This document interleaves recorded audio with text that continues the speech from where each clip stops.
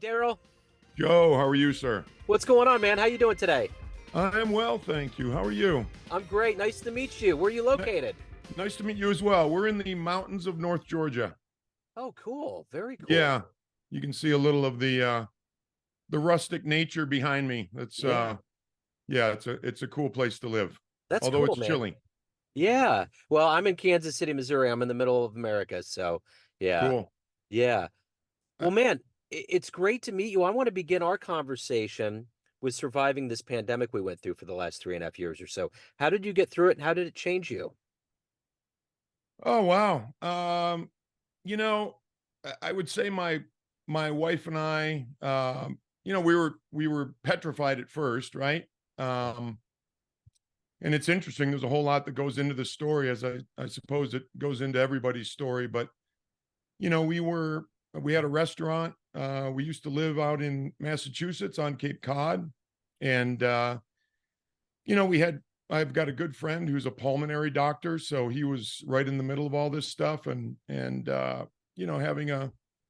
having a difficult time, and sort of telling us that this is a really difficult thing to get through. So we spent our time learning about it. We spent our time listening to everything. We spent our time um, responding in the best way that we thought was appropriate, not necessarily as it related to everything we heard on the news, or all the fears and those sorts of things. So it ended up, I guess, at the end, it changed our lives completely, because we went from the mountains of North, or I'm sorry, from Cape Cod to the mountains of North Georgia, because our restaurant got shut down. It was, we couldn't find employees, all of the fallout from that. So it was life changing. Yeah, for sure.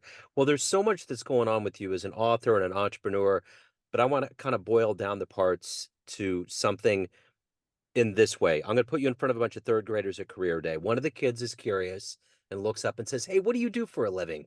How would you answer that child? Well, now I would answer that child. I recently became a published author, so the actual launch date was November 7th. So currently I'm an author. I do some other things, but that's really the focus of my life now, is giving back, trying to help others via the lessons that I've learned. Um, and I feel like an author is the best way for me to do that. So, what did you want to be in the third grade? What was your dream to grow up and become? Oh boy. um, I'd say it was fairly typical, like probably a firefighter or a police officer. I came from a real blue collar family. My dad was a mechanic. Um, my grandfather on the one side was a police officer. My grandfather on the other side was a firefighter. So my mom stayed home and took care of us kids. So that would have been my, maybe a veterinarian, because I Yeah. love animals. I love dogs. Veterinarian could have been in the mix there somewhere, probably in third grade. So, what was it about growing up that put these seeds of being an entrepreneur and eventually being a writer? How did all of this kind of evolve into you today? I love that question. And I love it because it makes me think about it. We grew up in fairly humble. We weren't poor, but we were, we got by. We had food, clothing, and shelter, and that's kind of how I look at needs in terms of life. And we had those. We didn't have a lot of our wants, that come up as kids, which is fine. But so that played into it. But being someone who has recovered, and I say that very purposefully, from addiction, um, I started to learn that there's more out there. It's not all about, what my dad did, which was great. And he was a wonderful, wonderful man and a great provider and a wonderful human being. But it wasn't about spending 40 years and then, I remember him getting a clock at 25 years. Um, I remember that very vividly. So I wanted something more, and I started to learn that there's more out there for us. And I would say that's what prompted me to want to do something different.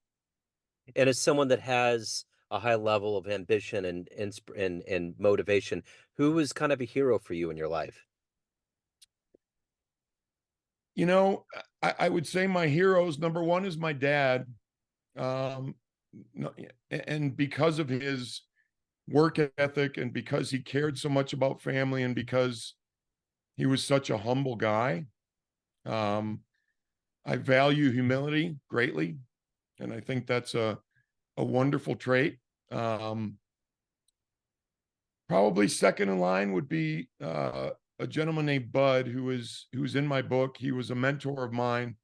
I come from, the 12-step sort of recovery process, and Bud was my sponsor, and he's actually the reason why uh, my book is entitled "When I Stopped Fighting," because when I was uh, when I was 19, 20 years old, I had, just coming out of a drug treatment program, just decided to go to college.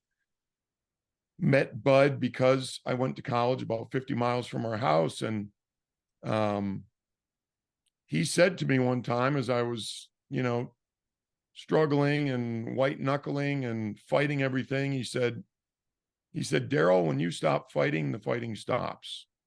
And that's why I entitled my book in such a way. But those are probably the two people that I would say impacted my life the most. And Bud was also a very humble human being as well. So if you can meet one person alive on the planet right now and spend some time with them, who would it be? I would have to say Elon Musk. What would you like to know? What would you ask him? I would ask him how similar questions to what you asked me. How did he become what he is in terms of such an expanded thinker, in such an expanded outlook on life and what can be accomplished? Yeah. So for you, what is that for you? What is the motivation every day for you to wake up, to push yourself, to evolve, to be who you are? What makes you be that? It's my teachers. It's the people that I've met, who I've wanted to emulate. Um, and that's really what gets me going. But, I guess in the final analysis, it is wanting to give back. It's wanting to help people, and not just people from a 12 step perspective, people from, every part of life, every part of struggle, whether it's fears or stagnation or somebody who just doesn't know where to turn. From as simple as giving someone a smile, looking someone in the eye. I feel like those simple things can brighten a person's day. They can change what could have been a bad day potentially into a different day for them. So that's what gets me up in the morning. And I would say, one more thing is expanding myself. I don't need to do I don't need to do what Elon Musk does, although he interests me. I don't want to build a spaceship that's going to, save humanity. I Yeah. don't need to go to Mars. I try to go places inside myself, so that when I go to those places, I can help other people. So of all of the things that you've done in your life, what are you the proudest of? Writing my book. Writing my book. So if you had a dream tonight, you ran into a like 18-year-old version of yourself, and you could give that young version of you a piece of advice based on the life that you've led, the wisdom you've gained. What advice would you give your young version? I'm a big believer that, and I don't like the, necessarily the sort of canned everything happens for a reason.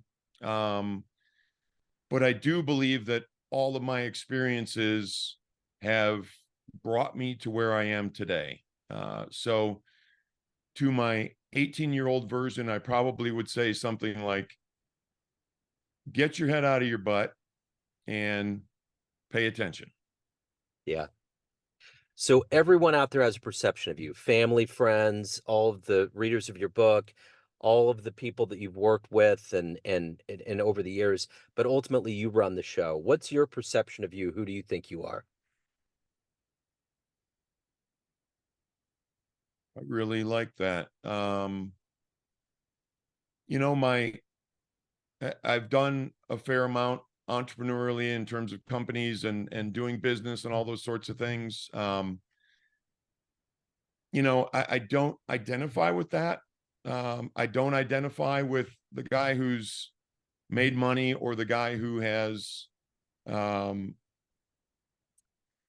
put myself in a good financial position. It's important to me, but I don't identify with that. I identify with the guy whose goal in life, starting probably 15, 20 years ago, was the guy who wanted to wake up in the morning content and with a smile on my face. And that's how I identify now. That's who I feel like I am, and that's what continues to move me in the direction that I'd like to go. So if anyone wants to get your book, reach out, learn more about you, where's the best place to go? The best place to go would be my website, which is daryldittmer.com, which is DARYLDITTMER.com. My book's available on Amazon, but if you want to learn a little bit more about me, um,